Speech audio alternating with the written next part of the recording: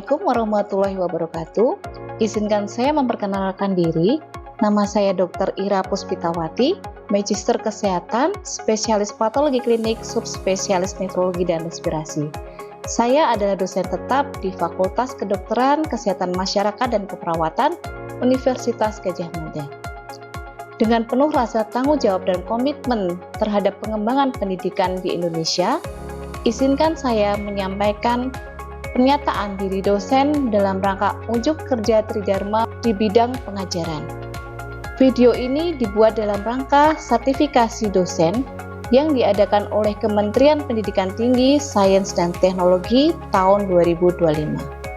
Pada kesempatan kali ini, saya akan memaparkan mata kuliah saya yang berjudul Nefrologi dan Respirasi. Saya mengajar mata kuliah ini yaitu mata kuliah nefrologi dan respirasi dengan beban studi 3 SKS.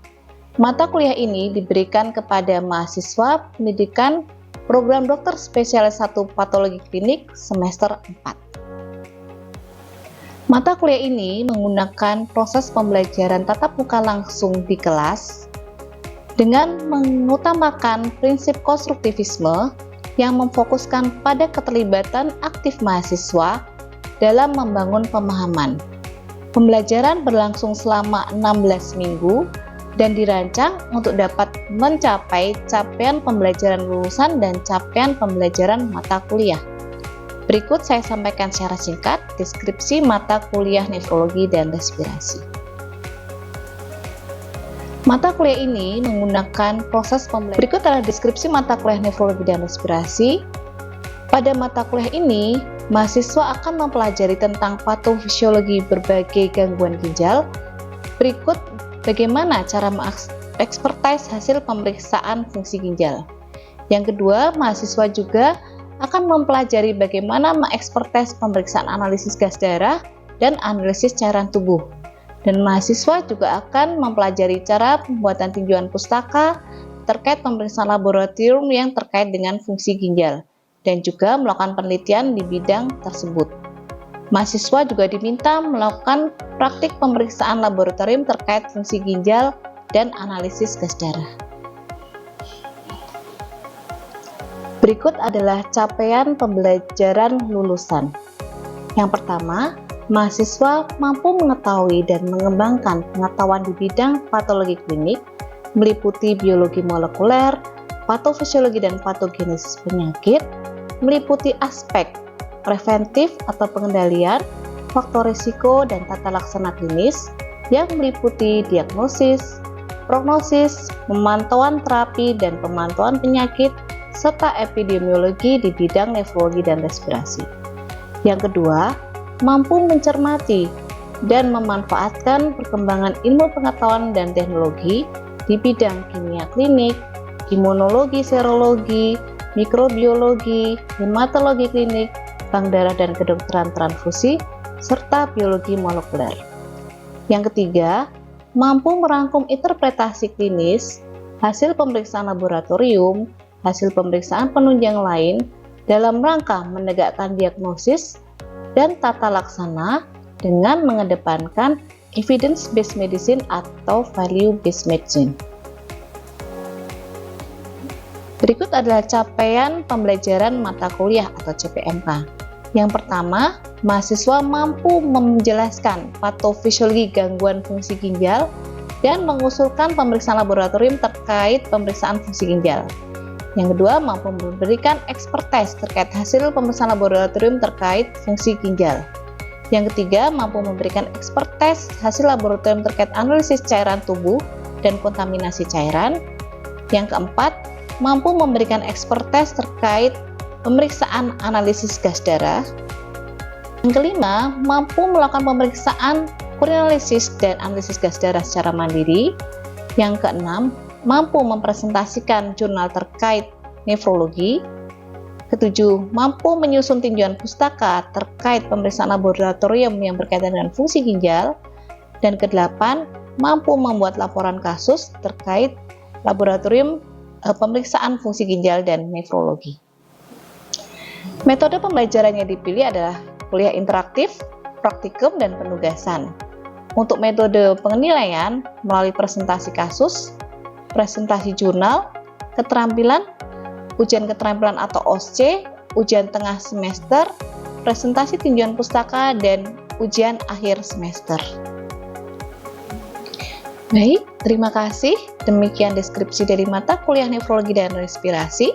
Wassalamualaikum warahmatullahi wabarakatuh. Baik, Assalamualaikum warahmatullahi wabarakatuh.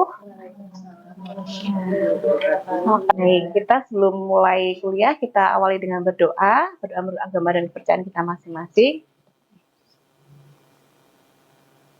Cukup. Baik, kita akan masuk ke pertemuan ke-7 dari kuliah nefrologi dan respirasi. Tapi sebelum kita masuk ke mata kuliah ini, kita akan coba review dulu mata kuliah yang sebelumnya. Pertemuan yang sebelumnya itu tentang chronic kidney disease. Masih ada yang ingat apa kriteria diagnosis dari chronic kidney disease?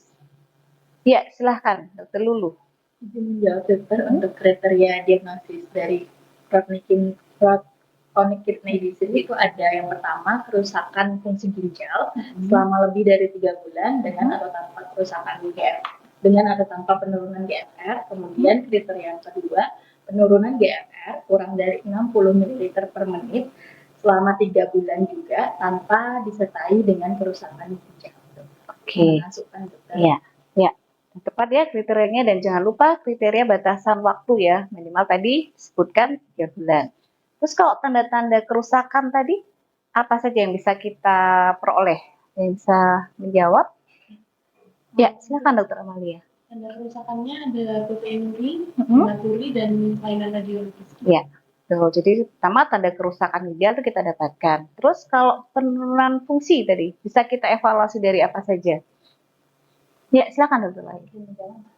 Untuk penurunan fungsi ginjal bisa kita lihat dari penurunan GFR rate-nya, dokter. Biasanya kurang dari 60 ml per menit. Oke, baik. Itu adalah kriteria diagnosis dari CKD. Ya. Baik, teman-teman semua udah mengingat ya mata kuliah yang sebelumnya. Sekarang kita masuk ke kuliah yang transplantasi ginjal, patofisiologi, dan aspek laboratorium. Oke, kita ingat dulu. Ya. Di sini capaian pembelajaran ini adalah sub capaian pembelajaran mata kuliah. Setelah mengikuti perkuliahan ini, peserta didik diharapkan mampu memahami patofisiologi transplantasi ginjal dan memahami serta mampu mengekspertes pemeriksaan laboratorium pada transplantasi ginjal. Nah, sebagai pendahuluan, kita tahu bahwa transplantasi ginjal ini salah satu renal replacement terapi pada pasien end-stage renal disease. End-stage renal disease adalah tahapan akhir dari CKD tadi. Dan di sini memang indikasi utamanya adalah pasien dengan end-stage renal disease. Nah, terkait patofisiologi, di sini kita ingat bahwa ketika kita mentransplantkan ginjal, artinya kita memasukkan benda asing di dalam tubuh seseorang. Nah, pasti di situ ada proses yang namanya pengenalan. Pengenalan ini ada yang sifatnya direct atau langsung. Langsung itu artinya antigen dari graf itu diperkenalkan oleh antigen presenting cell. Jadi itulah sel imun yang tugasnya memang memperkenalkan antigen kepada sel imun dari resipien. Itulah direct recognition. Selain itu juga ada indirect. Indirect ini nantinya berperan pada proses jangka lama, di mana si antigen graf tadi akan diolah oleh antigen presenting cell milik resipien, kemudian dipresentasikan bersama HLA kepada sel T CD4. Sel T CD4 ini nantinya akan mengaktifasi sel limfosit B menjadi sel B yang kemudian bisa menghasilkan antibodi. Atau dia bisa juga mengaktifkan sel T sehingga menjadi sel T yang aktif, kemudian bisa menjadi sel T sitotoksik. Nah, ini kita lihat di sini adalah bagaimana proses terjadinya penolakan. Nah, di awal sensitisasi. Sensitisasi itu bahasa mudahnya perkenalan. Nah, karena perkenalan dianggap sebagai musuh, dianggap organ asing, maka tubuh ini akan dalam kondisi siaga. Sehingga di sini akan kita dapatkan sel-sel ini akan teraktivasi menjadi yang tadinya naif, kemudian menjadi aktif, dan mereka menuju ke organ graf yang ditanamkan. Nah, bagaimana dengan rejeksi? Nah, rejeksi ini terjadi ketika proses aktivasi ini akan terjadi berlebihan. Nah, sebenarnya proses ini dihambat oleh pemberian imunosupresan. Tetapi ketika itu tidak imbang, maka terjadilah proses aktivasi yang berlebihan, sehingga di sini tentara-tentara sel sitotoksik ini sudah menyerang ke organ graf. Disinilah terjadi suatu proses rejeksi. Dan di sini juga terbentuk suatu proses antibodi juga yang nantinya juga bisa menghancurkan organ graf tadi. Nah, tipe rejeksi ini ada yang sifatnya akut, ini 1-3 bulan, ada yang menyebutkan kronik. Ada juga yang membagi menjadi hiperakut, accelerated, akut, dan kronik. Jadi berdasarkan waktunya. Dan sini sel imun yang terlibat ini berbeda-beda, di mana hiperakut sampai akut itu accelerated itu sel B, akut itu sel T, dan pada kronik sel B dan sel T. Nah, ini apa yang terjadi pada proses hiperakut? Ini proses hiperakut ini terjadinya dalam waktu jam. Jadi pada saat durante transplant, di sini ketika ada suatu reaksi ketidakcocokan, ini antibodi ini akan segera berikatan dan memicu terjadinya suatu trombus. Jadi ada suatu oklusi yang sifatnya tiba-tiba sehingga organ tadi langsung kehilangan vaskularisasi. Jadi ini bisa kita lihat ketika transplant organnya menjadi hitam. Ini pernah kita dapatkan pada salah satu kasus transplantasi dengan pasien yang retransplantasi. Di sini kita lihat nih ya, di awal nih organnya masih pink ginjalnya. Tapi ketika ditransplant di hari pertama transplantasi, ternyata sudah menjadi hitam. Nah, ini pada saat durante transplant dilaporkan bahwa organ menjadi biru karena sifatnya terjadi trombus yang langsung menutup pembuluh darah vaskular. Kemudian ada juga rejeksi yang sifatnya akut. Akut ini sekitar 1-3 bulan. Ini juga diperantarai oleh sel T tadi yang kemudian dia akan mengaktifasi sel endotel tadi untuk mengalami penebalan. Tetapi prosesnya lebih perlahan. Kalau tadi kan langsung ada trombus, langsung menutup, kok ini terjadi pelan-pelan sehingga terjadi penutupan. Berikutnya adalah rejeksi kronis. Nah, ini kronis dari 3 bulan sampai bertahun-tahun. Nah, ini pelan-pelan juga karena di sini ada reaksi antibodi, kemudian juga dari sel B dan sel T. Nah, di sini akan terjadi penebalan tunika intima dari pembuluh darah. Akibatnya kalau semakin tebal, maka lama-lama organ graf tadi tidak akan mendapatkan vaskularisasi. Ya, pada akhirnya akan terjadi kerusakan dari organ graf tadi. Nih. Nah, di sini laboratorium ini memegang peranan penting dalam transplantasi ginjal. Kita tidak hanya sebagai penunjang, tapi bahkan kadang sebagai penentu. Yang pertama pada tahap screening. Screening kita melalui ada blood grouping, ada tissue typing, kemudian juga pemeriksaan laboratorium rutin. Kemudian yang kedua tahap monitoring. Monitoring itu bisa dari pre-op, durante op, post-op, setelah transplant, dan jangan lupa ada therapeutic drug monitoring. Nah, di sini tahap screening. Tahap screening melalui blood typing. Blood typing tentunya kita mencari yang compatible match. Jadi kita cari compatible match karena ini sangat diperlukan. Pemeriksaan sederhana yang tetapi menjadi landasan dari salah satu landasan dari transplantasi.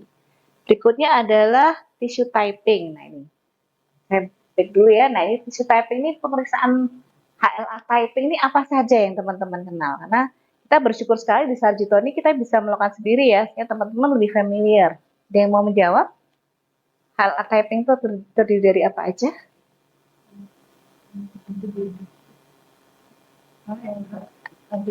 HLA antibody, terus apa lagi?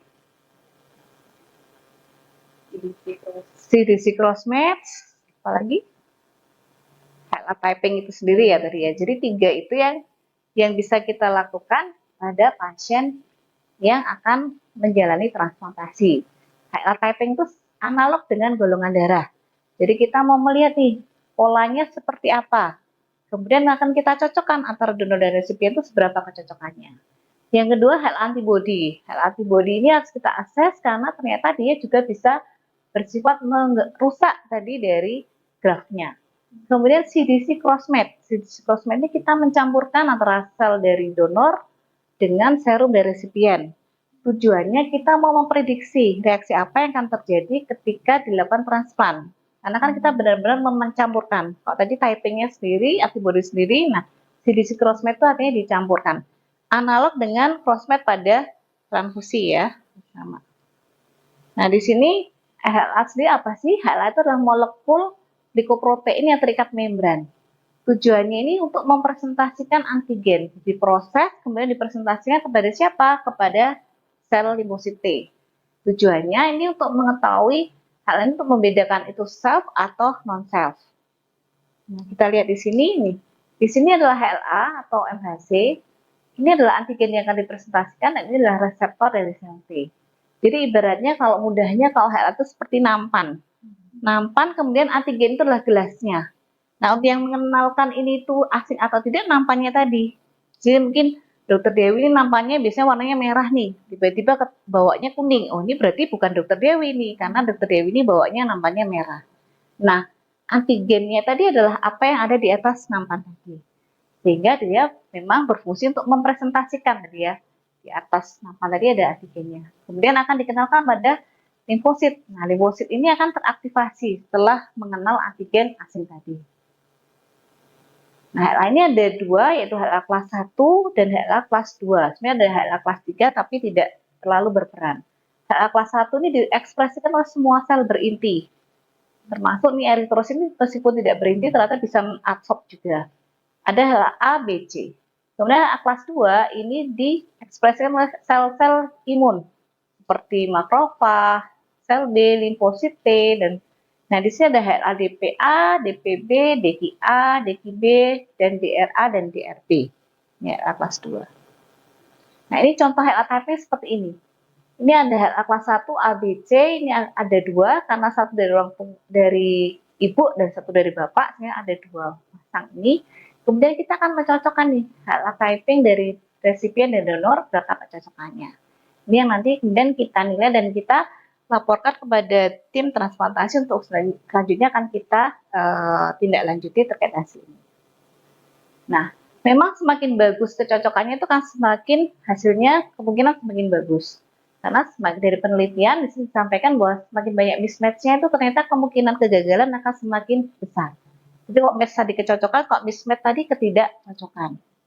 Penelitian lain di Opels juga menyampaikan bahwa semakin matchingnya semakin tinggi, maka kemungkinannya akan semakin bagus. Jadi kalau orang yang komplit mismatch, itu akan kemungkinan terjadi keberhasilan itu 17% lebih rendah dibandingkan orang yang tanpa ada mismatch. Nah, sebenarnya HLA antibody nih, antibody ini juga perlu kita akses karena ini untuk menentukan stratifikasi risiko. Karena ada beberapa orang yang memiliki antibody dengan titer yang tinggi, ada yang rendah. Nah, ini asalnya antibody ini dari mana? Bisa dari transfusi sebelumnya, bisa dari proses kehamilan, bisa juga dari transplantasi yang dilakukan sebelumnya. Sehingga ini akan menentukan, termasuk nanti kita bisa mentreatment. Kita ingat kita bisa melakukan plasmaferesis ketika memang didapatkan antibody HLA yang tinggi. Nah, metodenya seperti ini. Nanti akan kita menggunakan yang solid phase ini. Jadi di sini ada bit di label dengan antigen, kemudian di sini kalau ada antibody yang sesuai dia akan menempel. Kemudian setelah itu akan dilabel dengan fluorescent. Nah, fluorescent ini akan kita baca, kemudian kita ukur dalam ukuran mean fluorescent intensity. Nah, ini antibody yang kita lakukan ini single. Jadi satu-satu kita petakan. Kemudian nanti bisa kita cocokkan nih, si donornya punya antigen apa, si resipiennya punya antibody apa, kemudian kita lihat apa ada nggak ketidakcocokan atau donor spesifik antibody tadi. Nah, kemudian crossmatch. Crossmatch tadi kita campurkan ya tadi ya. Crossmatch kita campurkan. Nah, ini di crossmatch ini kita lihat bahwa ini akan kita dengan CDC crossmatch, jadi nanti kalau ada antigen dari yang ada di dalam donor reaksi dengan antibody yang dari resipien, maka sel ini akan lysis. Lysis kemudian akan terwarnai menjadi dye-nya ini. Terwarnai dye, dia akan berwarna. Nah, kita menggunakan CTC crossmatch. Memang terbatasannya ada false negatif, kalau titer antibody-nya kecil atau false positif, dia bisa mendeteksi yang antibody non HLA. Bisa juga crossmatch itu dengan flow cytometry. Flow cytometry ini lebih bagus karena dia lebih objektif, kemudian semi kuantitatif dan lebih representatif. Nah, ini hasil dari CTC crossmatch. Di sini warnanya ke orange ya, di sini orange karena dia ada lysis. Artinya CTC crossmatch-nya positif. Kalau yang hijau ini artinya sel ini tidak rusak, sehingga dye-nya tadi pewarnanya tidak masuk. Jadi ini negatif. Ini juga limfosit B, crossmatch limfosit T ini negatif. Lanjutkan tadi selain tahap kita ini untuk tahap screening tadi ya, selain kita melakukan HLA, kita juga perlu melakukan pemeriksaan screening terkait pemeriksaan laboratorium yang lain. dari pembentukan, profil koagulasi, pemeriksaan kimia klinik. Kemudian kita juga bisa melakukan screening infeksi. Nah, ini wajib ya, supaya kita bisa mengakses karena pasien transplantasi ini sangat berisiko terjadinya infeksi. Karena pasien tersebut mengkonsumsi imunosupresan. Nah, kemudian monitoring. Nah, ini fotonya siapa ini? Karena ini monitoring ini juga dilakukan durante transplant. Jadi kita melakukan monitoring, kita melakukan monitoring baik blood gas maupun pemeriksaan yang lain. Kemudian post transplant juga jelas akan kita monitor selain CBC, fungsi ginjal dan fungsi liver dan juga fungsi yang lain, termasuk therapeutic drug monitoring, yaitu monitoring tacrolimus. Kemudian, nah ini untuk monitoring fungsi organ grafnya sendiri, kita bisa melakukan yang pertama mengukur ekspresi protein urin. Jadi protein urin ini bisa merefleksikan juga. Jadi kalau teman-teman lihat ya hasil urinalisis, pantas saja proteinnya. Kalau protein urin pasien tadi berkurang, berarti proses fungsi transplantnya relatif baik.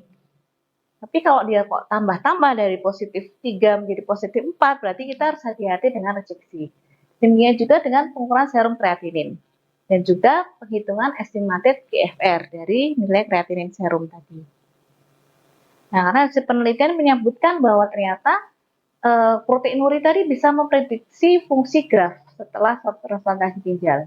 Jadi peningkatan protein urin 10 mg per milimol meningkatkan risiko failure sebesar 7%.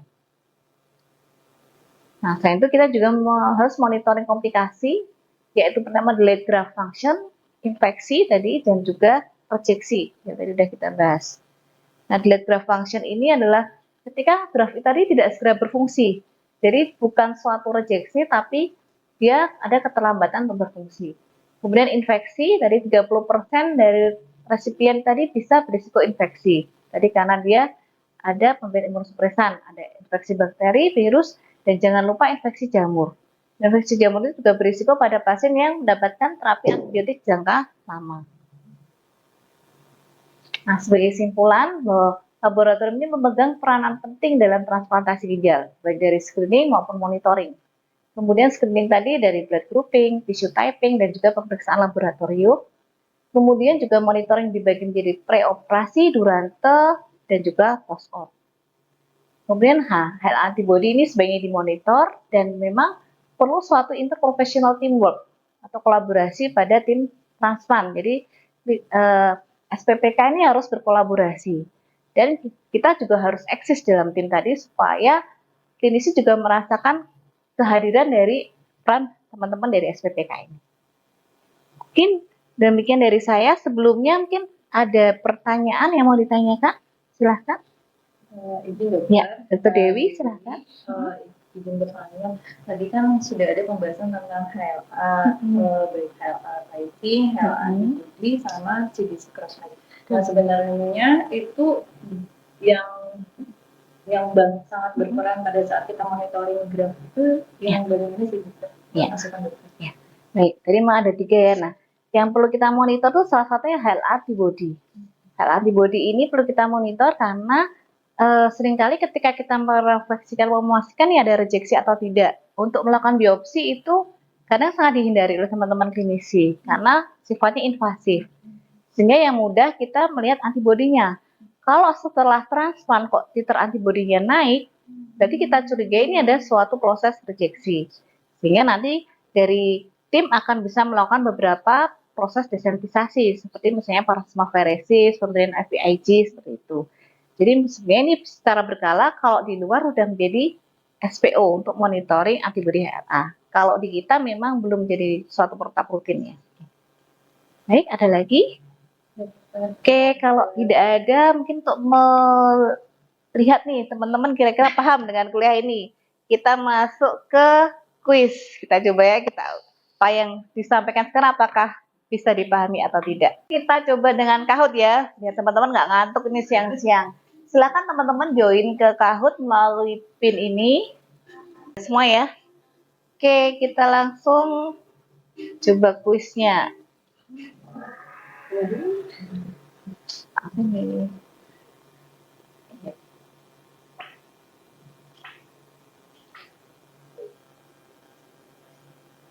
Pemeriksaan apa yang dilakukan untuk melakukan monitoring fungsi graf? Ada 3 pilihan, APT-TPT, protein urin dan kreatinin serum, HLA typing, darah rutin. Ya, yang benar adalah ya, dokter skor tertinggi ini dokter Indi.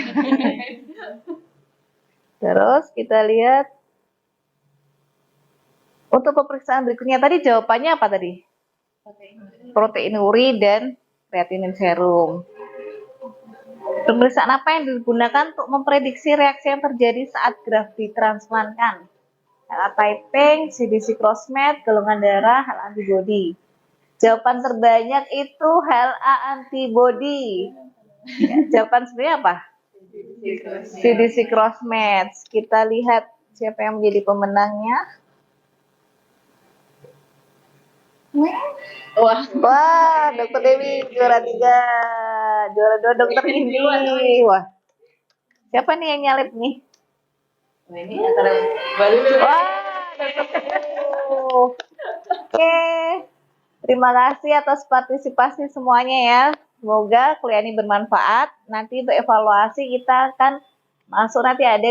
akan masuk di materi untuk bahan ujian di ujian akhir semester. Oke, terima kasih. Saya tutup. Wassalamualaikum warahmatullahi wabarakatuh.